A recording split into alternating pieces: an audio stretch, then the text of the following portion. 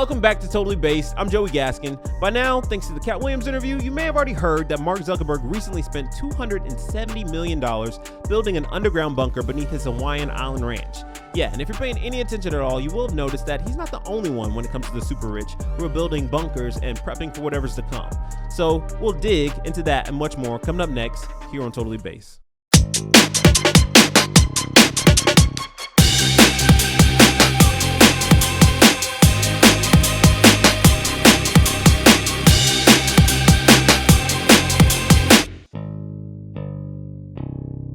So when I was a kid, I remember watching this movie with my family called Blast from the Past. It's a comedy that stars Brendan Fraser and Alicia Silverstone, and it's about a family in the 1960s who gets alarmed by the Cuban Missile Crisis, and so they decide to retreat to their backyard bunker for around 30 years. And as a result, Brendan Fraser's character, who was a child at the time of the crisis, is now 30. He's never seen the sky, he's never interacted with other people, and well, let's say he's somewhat behind the times. Here's a quick clip. Since 1962, Adam Weber has been calling his parents' bomb shelter home. But now, he's ready to discover our world. This is your first visit to La La Land. My lucky stars, a Negro. Wait, what? One champagne cocktail. I thought only hookers drink this. Well, I know Mom sure likes them. Brendan Fraser, Alicia Silverstone. What have you been doing? I'm watching television in color. Blast from the Past, rated PG-13. So that's a humorous idea of what it's like to live in a bunker for a period of time, but what if that were real? As I stated before, Mark Zuckerberg recently spent $270 million on his underground Hawaiian bunker, or should I say fortress, which comes complete with its own energy, food supplies, and blast-resistant doors. And I'm certain much more. Well, come to find out, these luxury Doomsday bunkers are actually somewhat of a trend. There's a company called Optimum that will build you a luxury bunker at the tune of $10 million. Take a look at this. No one knows exactly what the future has in store. But one startup company says avoiding threats from any potential natural disasters, viruses, and wars doesn't have to come at the expense of your comfort. This is an Optimum, a type of luxury doomsday bunker that could soon be underneath the mansions of some of the world's richest people. Optimum creates underground living spaces that are highly secure and completely discreet, yet beautifully appointed and entirely bespoke. Optimum is the Latin term for fortified settlement, and that's exactly what this is and much more. Company officials say each bunker is air and gas tight, allowing those inside to be completely cut off from the atmosphere outside for up to a month.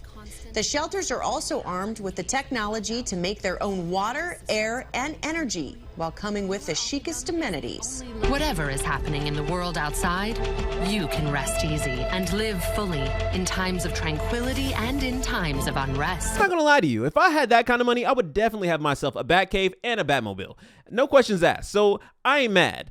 But is this really a trend? The skeptical side of me tends to wonder, what if this is not a trend? What if these wealthy individuals know something that we don't? In fact, from April 2022 to April 2023, Americans alone spent $11 billion on emergency preparedness, with purchases coming from only a third of the population. And you're not going to believe it when I tell you this, but 40% of those purchases actually came from Gen Z. Who knows? Maybe they're not so dumb after all. But before I go any further, if you want more content like this, please like this video and ring that notification bell, and don't forget to follow and subscribe for more. Now, it would be one thing if Mark was the only one of the ultra wealthy who was prepping, but as it turns out, there are many others. In fact, Rick Ross recently went online to flex about his new bunker, posting this to X.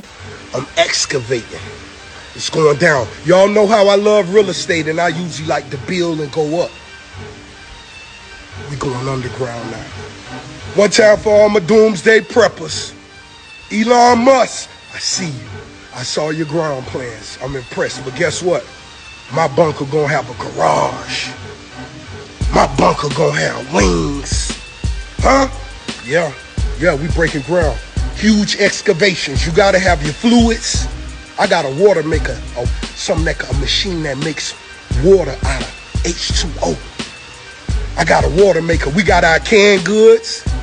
So if you're thinking the brothers ain't ready, we ready. Now, given that, you also have Peter Thiel, one of the co-founders of PayPal, who's been in the news recently for buying all this land in New Zealand with plans to build his own underground sanctuary, which apparently New Zealand is the safest place in the world, or it's the best location to build a luxury bunker. Because according to Reid Hoffman, co-founder of LinkedIn, at least half of Silicon Valley's billionaires have acquired some form of apocalypse insurance in the form of bunkers, either in the US or abroad. In fact, he says that even saying you're buying a house in New Zealand is kind of like a wink wink, say no more. And it gets even wilder because now governments are even getting involved.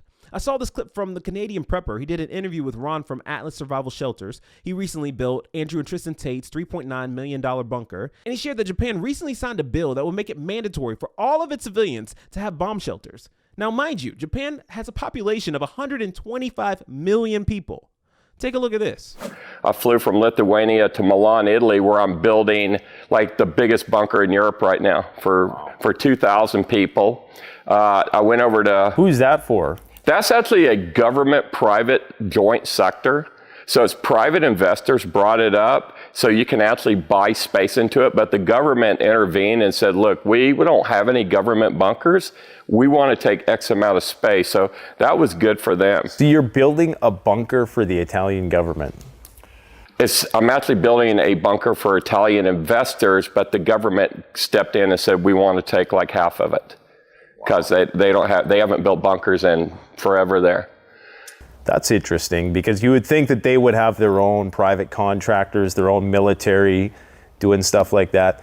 I think that's a testament to how ill prepared many governments are that they have to go to contractors to get this kind of work done. You would think Europe would have their stuff together, especially with Switzerland right there. Yeah. But they don't. I mean, Germany is like backpedaling right now to do bunkers as well. Matter of fact, if people watch the news, Japan just signed a referendum, 3 weeks ago, like making it mandating bunkers for the entire civilian population, which is 70, 80 million people or more. I don't know how many is in Japan. So I was talking about my trip. So I went to Milan, Italy. Then I went over to Zurich, Switzerland, where my air systems are made. I went from there. I went to Romania, and I went and saw the Tate brothers. Yeah. And they let the cat out of the bag. I have spent $3.9 million. So I'm building a bunker, a fallout bunker with 10 bedrooms, stripper pole, living room, all the important things you need to survive the apocalypse, and especially the stripper pole.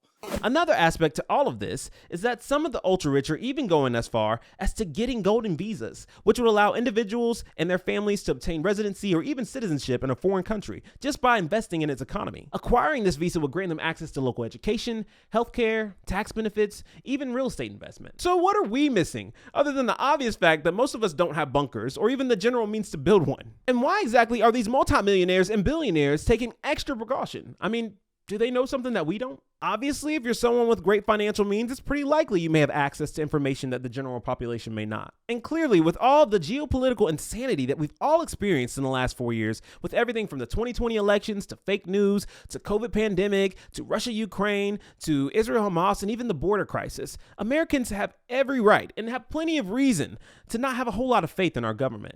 So I want to present a handful of theories that might be out there that serve as a potential threat to the day-to-day affairs of everyone everywhere. A couple of them a little more practical than others, but hey, it's post-COVID, so anything can happen. So for starters, Tucker Carlson just did an interview with Dennis Quaid, where he and Dennis discussed the potential dangers of an attack on the U.S. power grid.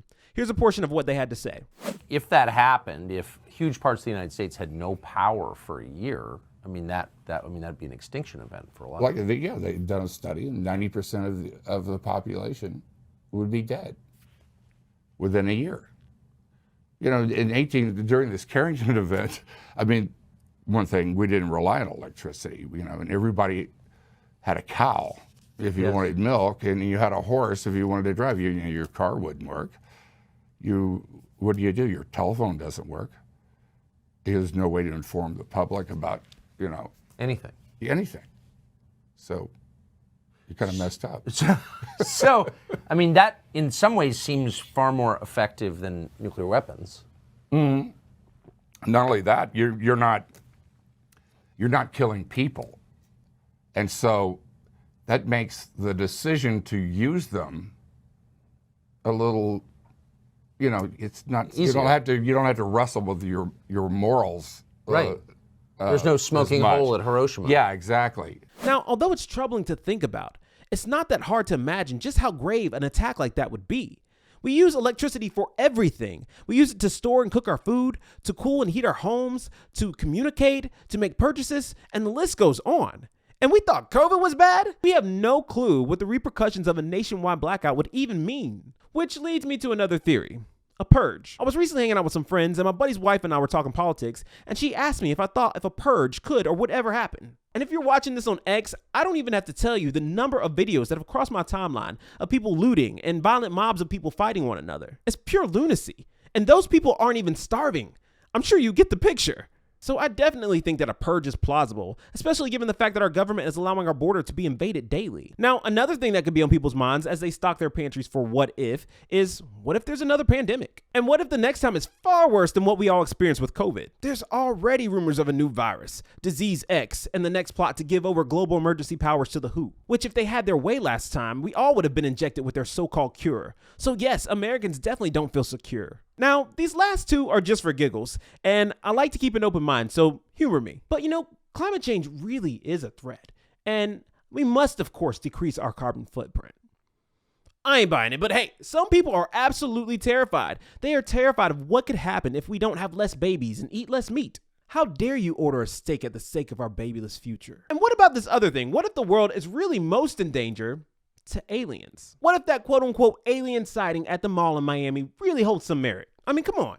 You do realize they are talking about UFOs on the news now, right? I mean, that's something they would have never done 20 years ago. So there is a theory that extraterrestrial life might be our demise. But really, all jokes aside, because this is a serious matter and everyone ought to be aware and prepared for whatever's to come. And with that said, let me drop something a bit more heavy. Jesus tells this story in the Bible about a group of bridesmaids. Some of them had oil for their lamps, some of them did not. And when the ones that did not went out to get more oil and returned, it was too late. The bridegroom had already come and the banquet door was already shut. And they said, "Lord, Lord, open the door for us." And he replied, "Truly I tell you, I don't know you." And it goes on to say, "Therefore keep watch, because you don't know the day or the hour." And I tell you that because while the rich are out here spending all they have to buy one more day, buying luxury bunkers with the latest amenities, knowing Jesus is far greater a return on investment than any earthly purchase you could make, and also the safest bet. So I would highly recommend, if you don't know him, look into getting to know him soon, because the real doomsday prep isn't for the life here. It's for the life after. Now, I would encourage you to be wise. It's good to be prepared. In fact, I'll link an essential supply list below for those of you who are wondering what you can do to be prepared for a potential failure of our systems. You'll definitely want to make sure you have enough water on hand, 1 gallon per person per day, enough to drink and to clean with. In addition to water, you want to make sure you have non-perishable foods. If you have a pet, food for them, medical supplies, lighting and power, emergency tools, communication devices, hygiene products, the list goes on, and all of that will be in the list below. So I hope this helps. If you like this video, don't forget to give it a like, comment, share, help your boy out, and I will see you guys in the next video. Did you like that video? Well, if you did, you can always find more like it here. And as always, stay tuned for more in news, culture, and politics here on Totally Based.